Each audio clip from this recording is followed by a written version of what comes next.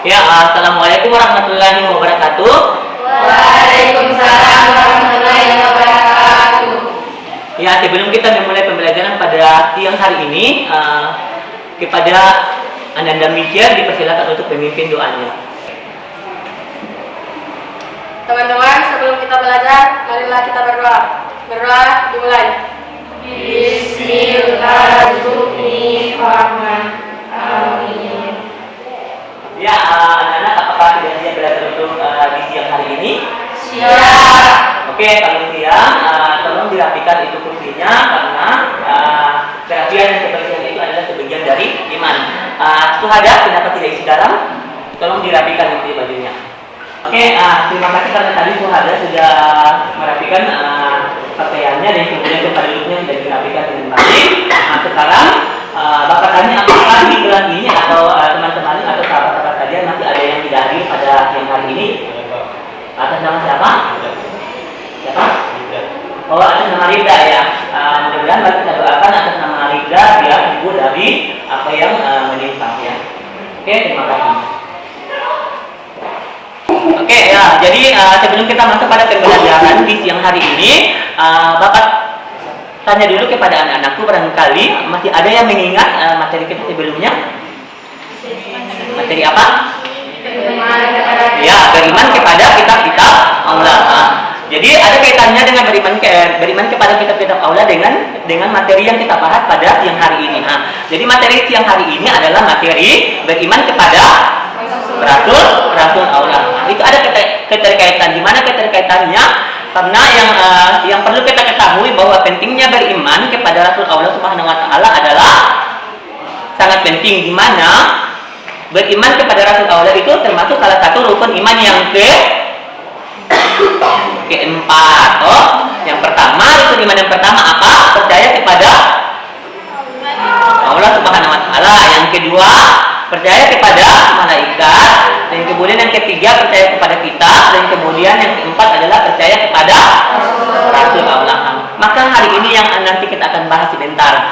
Tapi sebelumnya mari kita lihat dulu kompetensi dasar yang Bapak sudah tayangkan nanti bentuk PowerPoint. Kita lihat di sini di bentuk tayangan atau di slide ada kompetensi dasar. Kompetensi dasar itu ada dua macam. Yang pertama ada 3.4 dan kemudian itu ada 4.4. Yang pertama ada 3.4 itu menganalisis makna iman kepada Rasul Allah Subhanahu wa taala ya. Nanti sebentar akan dibahas oleh setiap kelompok. Dan kemudian ada poin yang kedua ada 4.4 itu menyajikan kaitan antara iman kepada Rasul Allah dengan keteguhan dalam bertauhid, toleransi, ketaatan dan kecintaan kepada Allah Subhanahu wa taala ya. Di mana nanti kita akan menunjukkan bahwa praktek kita bagaimana kita meyakini Rasul Allah, bagaimana kita mencintai Rasul Allah, dan bagaimana kita bertauhid kepada Rasul Allah tersebut. Setelah kita sudah maksudnya mengetahui tentang kompetensi dasar, maka kita lihat tujuan pembelajaran ya. Tujuan pembelajaran adalah setelah mengikuti proses pembelajaran yang menggunakan model discovery learning dengan metode diskusi, diharapkan siswa dapat pertama, menjelaskan kedudukan dan tugas-tugas Rasul Allah Subhanahu wa taala ya. Sekali lagi tadi yang Bapak sudah sampaikan nanti akan dibahas oleh kelompok masing-masing. Dan kemudian yang kedua, tujuan kedua, menunjukkan contoh perilaku beriman kepada Rasul Allah. Dan yang ketiga, melaksanakan perintah Allah atas dasar iman kepada Rasul Allah. Dan kemudian yang terakhir, menerapkan perilaku mulia yang mencerminkan penghayatan beriman kepada Rasul Allah Subhanahu wa taala. Yaitu tujuan pembelajaran nanti yang kita akan capai ketika kita diskusi. Ya, pembelajaran pada kali ini atau pada siang hari ini adalah pembelajaran kita materinya adalah tentang beriman kepada Rasul Allah Subhanahu wa taala dengan menggunakan metode pembelajaran di diskusi. Nah, untuk itu Bapak akan membagi kelompok. Nah, kelompok ini ada 4 kelompok ya. Jadi nanti kelompok pertama, dan kelompok kedua, dan kelompok ketiga, dan kelompok keempat ya. Untuk kelompok 4 tadi Bapak sudah berikan materinya, dan kemudian kelompok yang berikutnya juga Bapak sudah sampaikan materinya ya. Jadi disilakan untuk bergabung dengan teman-temannya.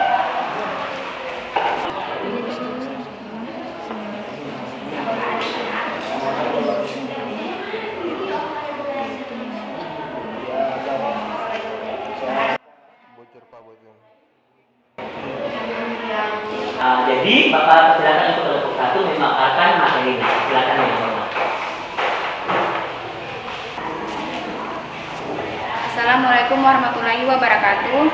Waalaikumsalam warahmatullahi wabarakatuh. Saya Rini Purwanti dari kelompok 1 ingin memaparkan hasil materi yang telah kami diskusikan, yaitu dari iman kepada Rasul, berarti meyakini bahwa Rasul itu benar-benar Allah Subhanahu wa Ta'ala yang ditugaskan untuk membimbing umatnya ke jalan yang benar agar selamat di dunia dan di akhirat. Dan saya akan menjelaskan tentang perbedaan Nabi dan Rasul. Nabi yaitu Nabi, manusia pilihan yang diberi wahyu oleh Allah Subhanahu wa Ta'ala untuk dirinya sendiri dan tidak mempunyai kewajiban untuk menyampaikan pada umatnya. Sedangkan Rasul, manusia pilihan Allah Subhanahu wa Ta'ala yang diangkat sebagai utusan untuk menyampaikan firman-firmannya kepada umat manusia agar dijadikan pedoman hidup. Mungkin hanya itu yang dapat saya sampaikan. Apakah ada pertanyaan dari kelompok lain yang tidak dipahami? Assalamualaikum warahmatullahi wabarakatuh. Waalaikumsalam warahmatullahi wabarakatuh. Saya atas nama Suci Widya Stuti dari kelompok 4 ingin bertanya. Jelaskan pengertian Rasul Allah. Terima kasih. Assalamualaikum warahmatullahi wabarakatuh. Waalaikumsalam warahmatullahi wabarakatuh.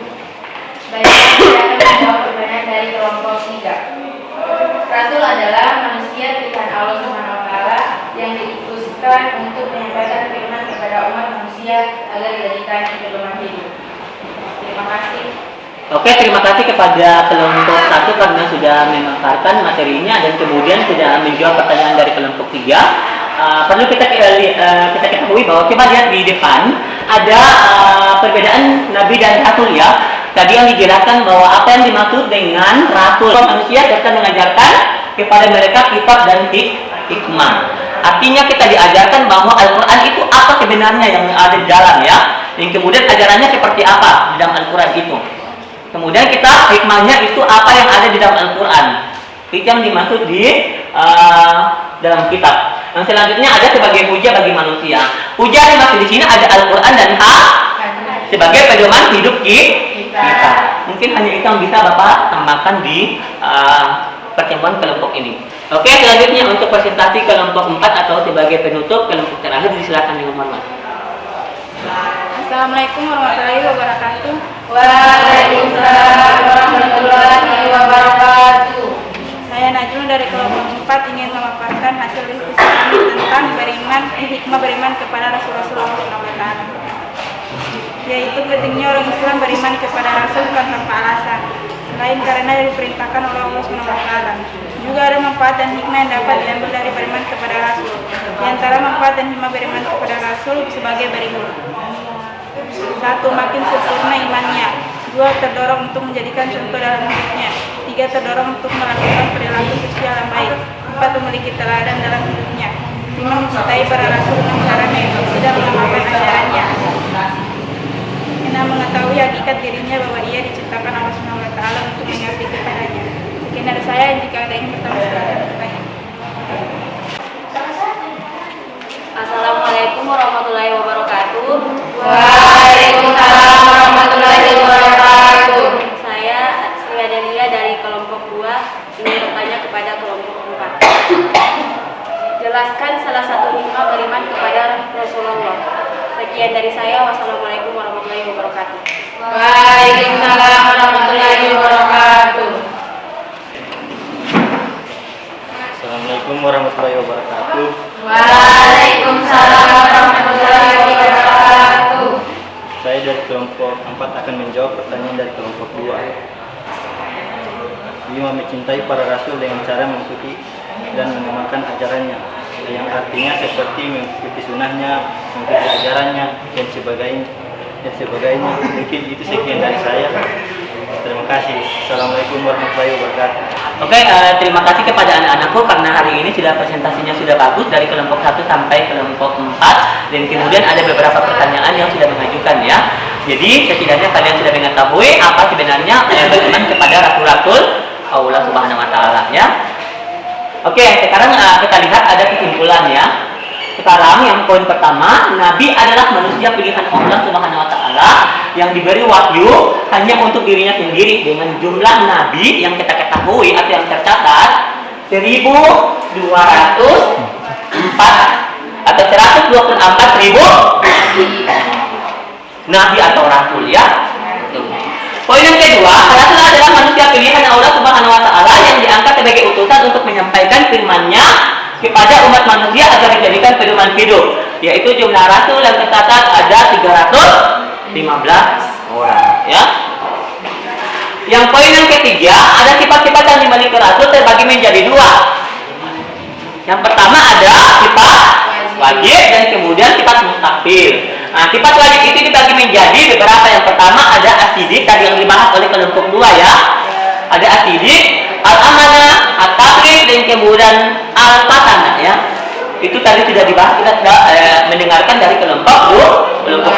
Dan kemudian ada namanya sifat mustahil ya. Sifat mustahil itu dibagi juga menjadi beberapa. Ada yang pertama al-qidiyah, kemudian al-khiyanah, kemudian al-kitman, dan kemudian al-baladah ya.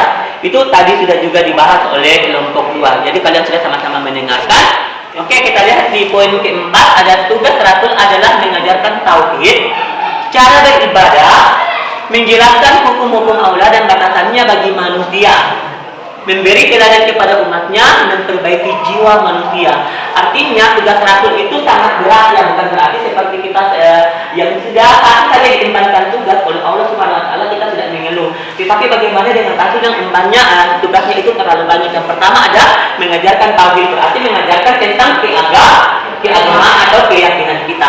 Yang selanjutnya bagaimana dengan cara beribadahnya? Yaitu yang tadi ada sholat, berpuasa dan sebagainya. Itu.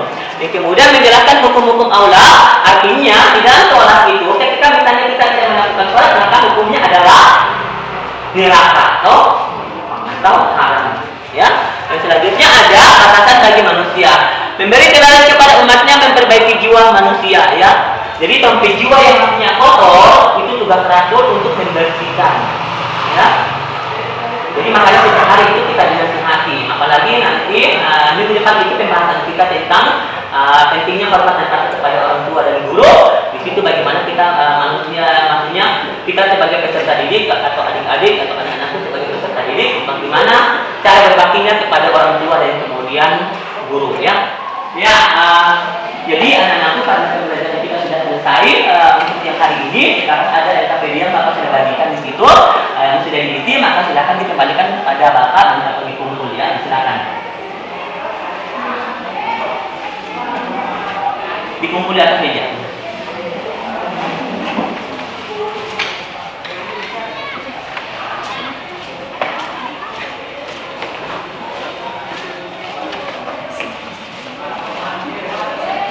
Oke, terima kasih karena kalian sudah semangat hari ini untuk belajar dan kemudian kalian sudah mengetahui apa sih sebenarnya rasul-rasul Allah Subhanahu wa taala, bagaimana kepada rasul-rasul Allah Subhanahu wa taala seperti apa. Nah, sekarang jadi karena sudah usai pembelajaran kita hari ini, mari kita berdoa atau sebagai penutup kita, silakan Ananda Mulyana untuk memimpin kami. Teman-teman, sebelum mengakhiri pembelajaran hari ini, marilah kita berdoa. Berdoa dimulai. Bismillahirrahmanirrahim. Wal asri innal insana lafil khusri illa alladzina amanu wa amilus solihati wa tawasaw bil haqqi wa tawasaw bis sabr. Oke, terima kasih kepada Anda Mulyana. Bapak ucapkan terima kasih. Untuk hari ini terima kasih sekali lagi Bapak ucapkan karena kalian sudah hadir dan kemudian kita doakan tadi ada Ridal Talanti yang tidak sempat hadir atau tidak mengikuti pembelajaran pada siang hari ini. Mudah-mudahan itu ada sama Ridal bisa diberikan kesembuhan oleh Allah Subhanahu wa taala. Bapak akhiri, insya Allah nanti minggu depan kita ketemu lagi. Bapak akhiri mengucapkan wassalamualaikum warahmatullahi wabarakatuh. Waalaikumsalam warahmatullahi wabarakatuh.